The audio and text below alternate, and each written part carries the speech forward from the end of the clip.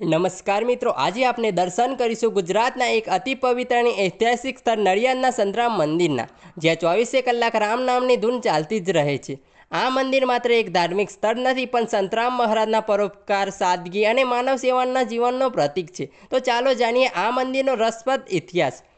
સંતરામ મહારાજ જે લગભગ 200 વર્ષ પહેલાં નડિયાદ પાસે આવેલા પીપલગ ગામમાં આવ્યા હતા। તેઓ જૂનાગઢ પાસેના ગરનાળા ગામથી અહીં આવ્યા હતા અને અહીં એક નાનકડી ઝૂંપડીમાં રહેતા હતા અને ત્યાંના સમયના જાણીતા ધરતીપુત્ર પૂજાભાઈ પટેલના ખેતરમાં કામ કરતા હતા।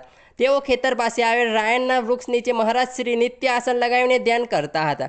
તેઓએ પોતાના ભક્ત પૂજાભાઈની પ્રાર્થના સ્વીકારી અને નડિયાદ પધાર્યા। તેમણે માનવ કલ્યાણ માટે પોતાનું જીવન સમર્પિત કર્યું અને અનેક ચમત્કારો પણ કર્યા। સંવત 1887ના મહિનાની પાવન પૂર્ણિમાની સાંજે પરમ પૂજ્ય શ્રી સંતરામ મહારાજ મહાસંધિમાં લીન થઈ ગયા હતા। આ મંદિરનું નિર્માણ સદગુરુ શ્રી લક્ષ્મણદાસજી મહારાજ દ્વારા થયું હતું। તેમણે સંતરામ મહારાજની મૂર્તિની સ્થાપના કરી અને આ ભવ્ય મંદિરનું સ્વરૂપ આપ્યું।